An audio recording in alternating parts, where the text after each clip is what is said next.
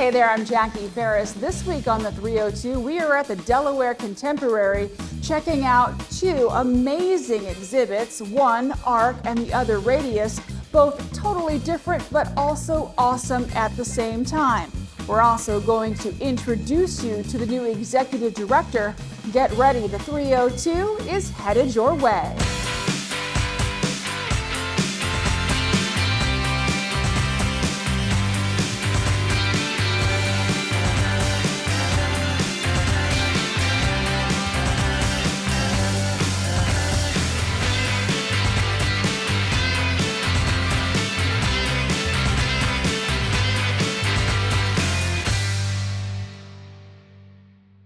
Welcome to the Delaware Contemporary, where there's so much going on, and there is a new head of the museum, and we want to introduce him right away, a new executive director, Brett Johnson. Brett, thank you so much for joining us. Thank you, Jackie.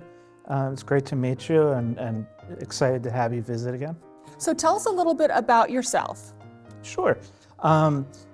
Coming to the Delaware Contemporary was a little bit of a homecoming for me. I grew up kind of in the Philadelphia region, so coming to this area, coming to Philadelphia, I have a Master's of Fine Art, Studio Art, so that's my background is studio art. However, as I was kind of creating art, I really became interested in how the viewer interacted with the art, to the point where I was more excited about how people came to art and interacted with it. And that sort of sent me into this kind of a career. Yeah, so what kind of art do you, do you enjoy creating? Oh, I mean, I don't create anymore, but I love all kind of art, especially contemporary. Yeah. I will say that before coming here, I was down in the Washington, D.C. area, working in that region at some of the, directing some of the the art centers down there, and working at some of the Smithsonian museums and other places, which was really fun. And contemporary art, in essence, is just what's happening now. It's the today. You know, it's basically the intersection of creativity and the now, and propelling us into the future. And that's why contemporary art, I think, is something that can speak to everybody. Yeah. Although a lot of people do get scared by it, or not necessarily scared, but kind of maybe intimidated. Don't engage or intimidated by it, thinking that it should have some deep meaning or such. But I always encourage people to kind of just take it in as an experience, and feel what you want to feel from it. You don't necessarily need to understand the logic behind why the artist did this. Sometimes it's nice, sometimes it's good just to experience it and make your own points of connection with the artwork. Yeah, it's like looking at clouds. Have you ever noticed? You see a cloud, you'll be in a car with a bunch of people and you see a cloud and you think it looks like a star, they think it looks like a wheelbarrow. And I think that's really what contemporary art is all about. It's an experience for the person looking at it, and you want them to kind of be like, no, it's this, no, it's that. So it's a good analogy. Yeah. So every time you come in here, I was just telling Brett off camera that coming to the Delaware Contemporary is like having a cup of coffee, because there's so much energy, there's so many different kinds of art that you can interpret and enjoy. And we're sitting in the opening stages of Radius. And we're going to talk to the curator of Radius later on in the show, but give us the overview. What is Radius?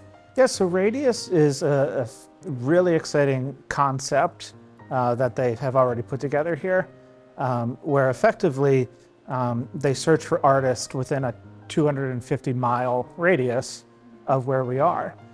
One of the other things I love about coming to the Delaware Contemporary is its central location. It's sort of right here in the middle of 95 Central to down to DC, up to New York. So our radius really extends from Connecticut to Virginia, and we get to pull in lots of talented artists working and adding to the dialogue of contemporary art. And that's what comes here during the summertime for the Radius exhibitions. Now, this exhibition goes through the end of August, is that right? Yes, it goes through the end of August. And then we will be having new exhibitions starting in the beginning of September. So I know that folks are going to come out and they're going to really enjoy, just the variety of art that you have here, but there are other things that they can do. You have a program called Art After Hours. Yes, so we have various programs. Art After Hours is a great example, which takes place on a Wednesday. I'd encourage folks to check our website for those particular events. We also have upcoming our gala celebration, which is very exciting this year because it's our 25th anniversary on the waterfront. Yeah, So while the institution has been around since the 1970s, effectively 1979, in 2000 it came to the waterfront. What we're sitting in now was originally a train factory of sorts, depot of sorts, where they would run train cars through it and have them fixed and such. One of the amazing things about art is it has the ability to transform things, and that's kind of what it did here at the waterfront, being one of the first institutions to open. Is it took an old space and transformed it into this very cool, exciting museum space that people can come and explore and get new ideas by. And that's really the power of art in general and how it kind of speaks to that 25th year anniversary. So we're looking forward to that. Another thing we have coming up would be our next exhibition after this one. That is based on AI and art, which is very exciting. And it goes back to the idea of the now and the creativity, because that's what a lot of people are talking about now is AI and how it's affecting everything that we do. And of course, art is not immune to that. Art is very much a part of that. So artists are now working in AI. They're using AI as a tool, but they're also affected by AI in ways as well that may be scary to some of them. So we're going to be having conversations through the artwork about that in the exhibitions. That's going to be so exciting. And I understand that your curator, Morgan Hamilton, is going to do an anthology, which yes, I'm curious to see what that's all about. So we're going to have to circle back with you. So if folks want to know more about the programs we talked about, they just got to check out your website and your socials, yes, right? Mm-hmm. And we'll definitely be back in September to see what you guys are up to. Brett, it's such a pleasure to meet you, and welcome back. Thank you so much. I'm happy to be here in Delaware. Absolutely. We'll be right back.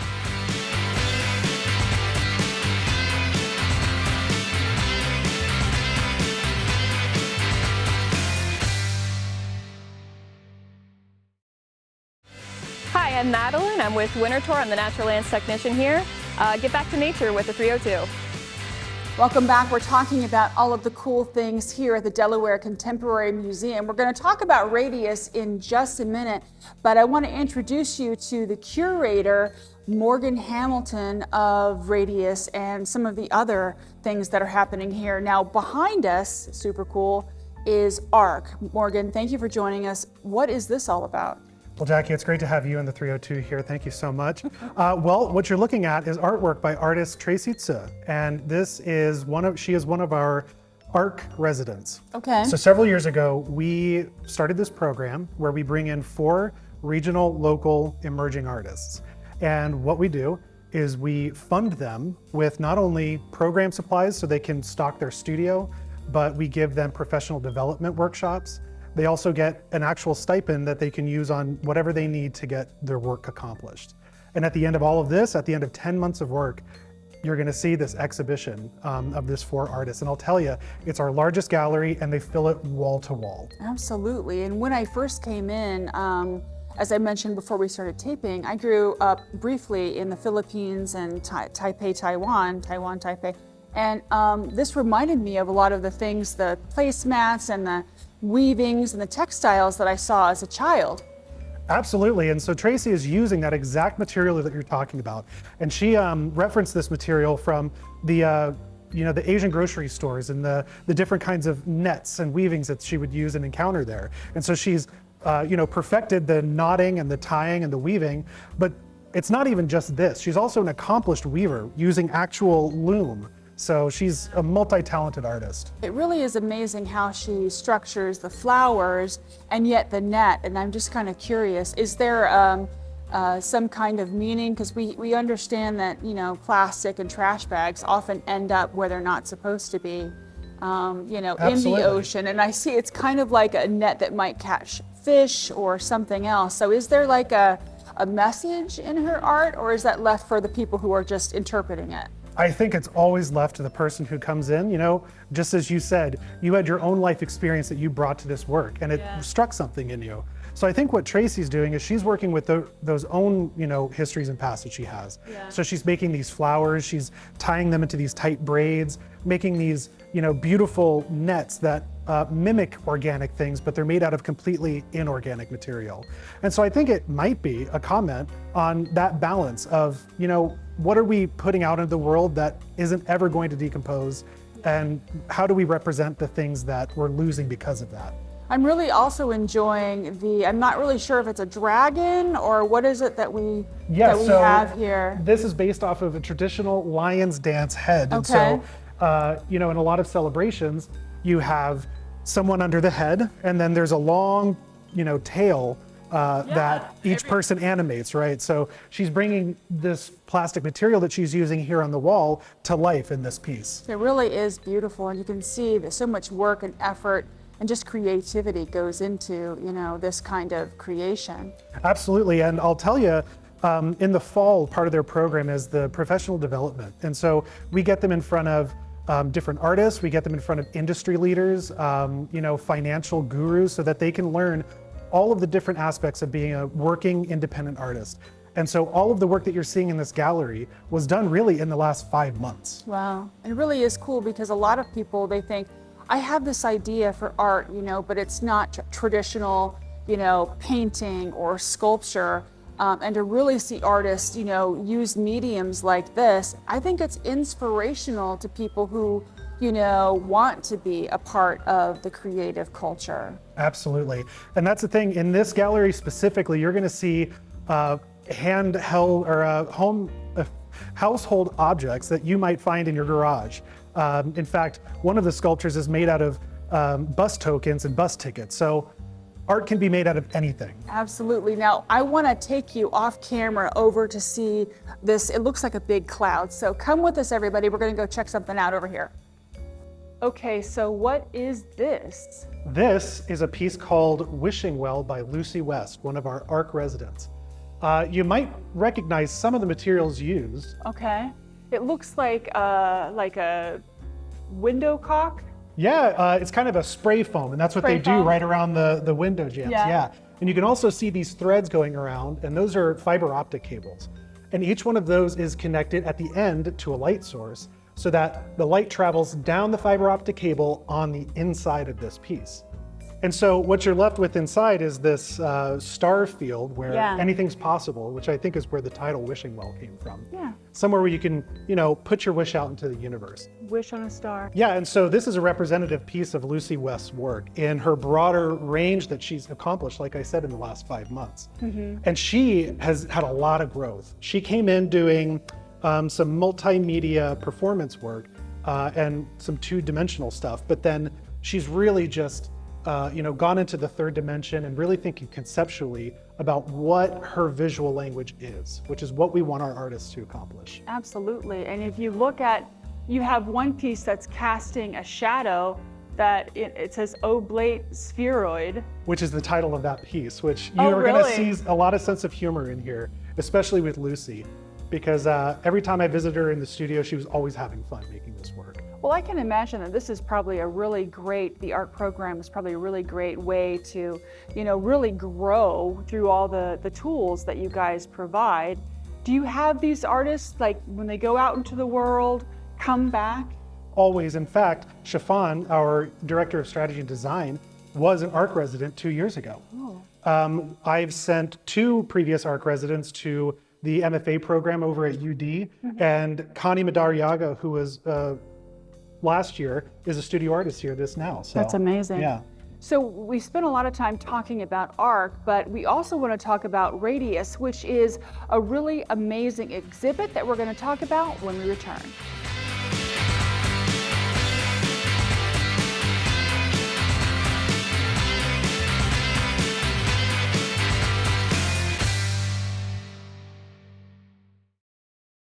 Hi, I'm Chris Hayden, Director of Facilities here at the Delaware Museum of Nature and Science.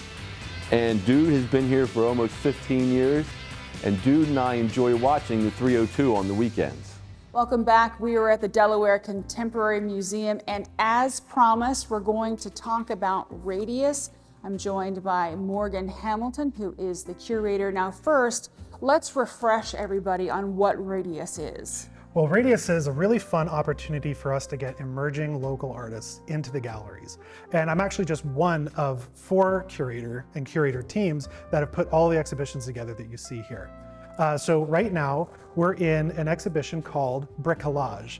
And that term is used in the art world a lot to describe when you're pulling at different things to put together one idea.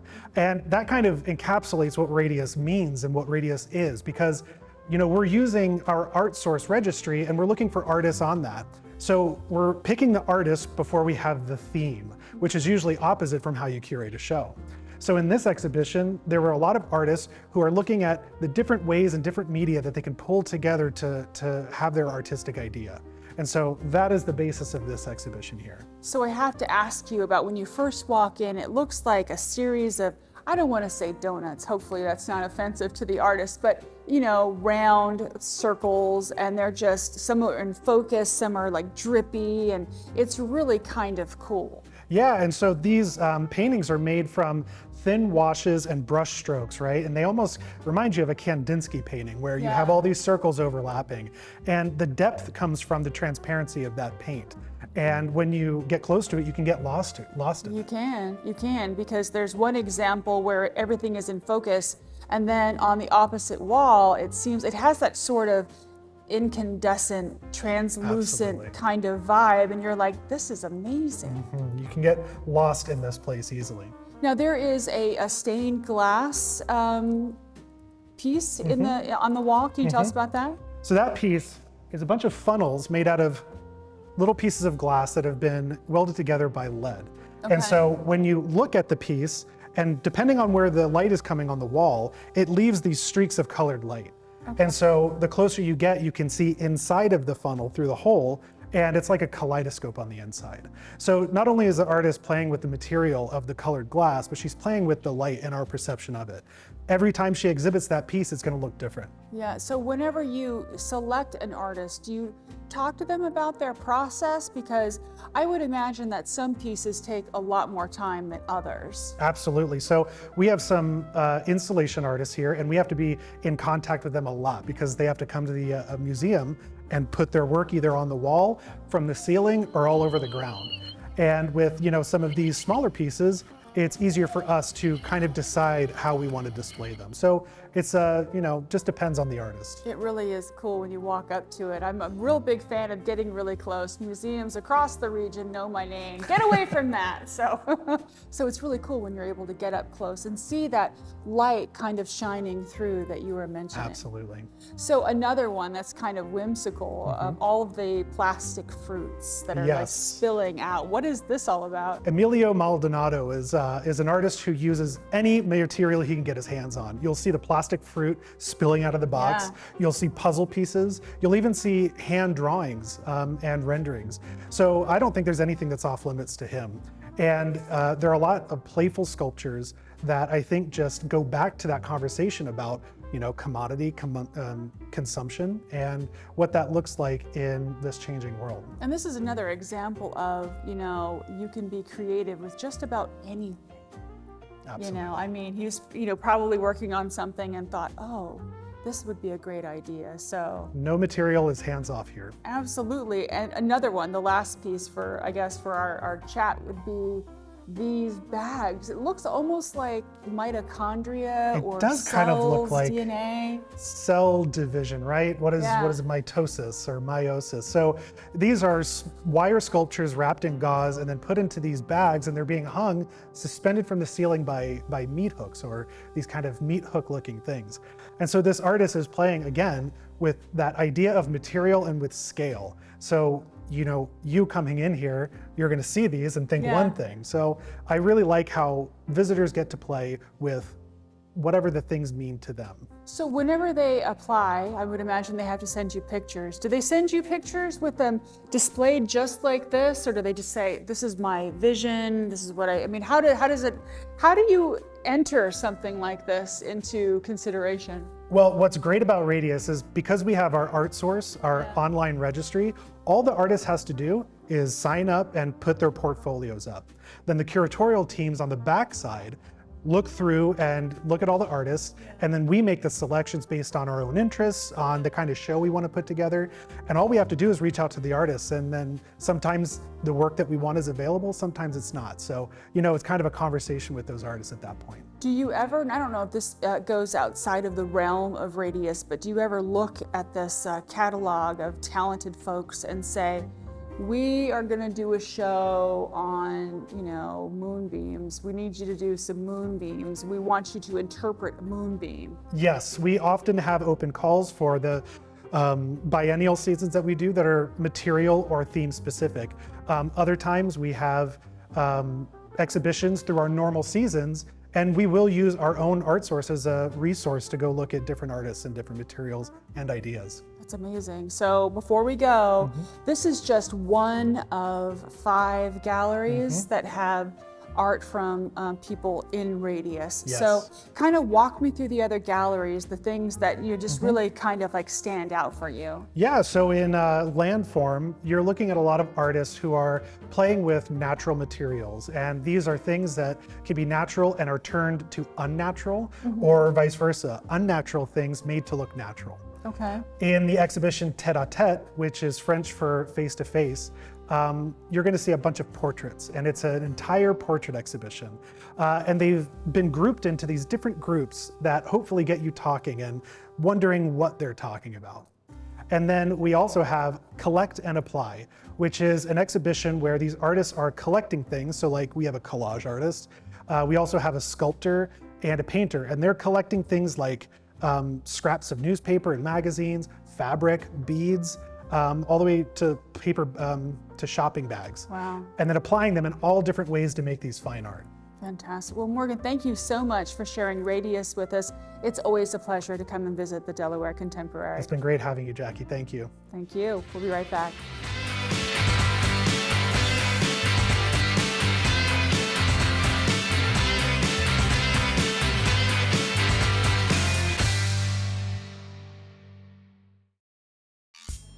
You know, the things that people can create constantly blow my mind. What do you think? Well, if you happen to come to the Delaware Contemporary, make sure you snap a picture next to your favorite piece and share it with us on Facebook.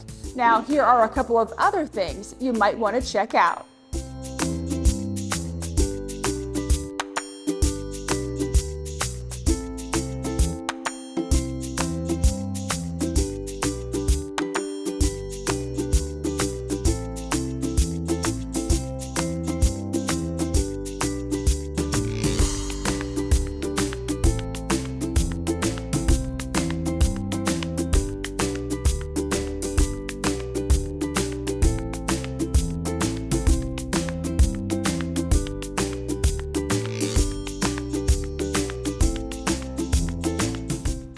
For more information on these exhibits or anything happening at the Delaware Contemporary, you can visit decontemporary.org. That'll do it for this week's episode of the 302. Make sure you follow us on Facebook to get some behind-the-scenes content you're just not going to get anywhere else. We're going to leave you now with some amazing shots of the Riverwalk. Until next time, I'm Jackie Ferris. Tell them you saw it on the 302.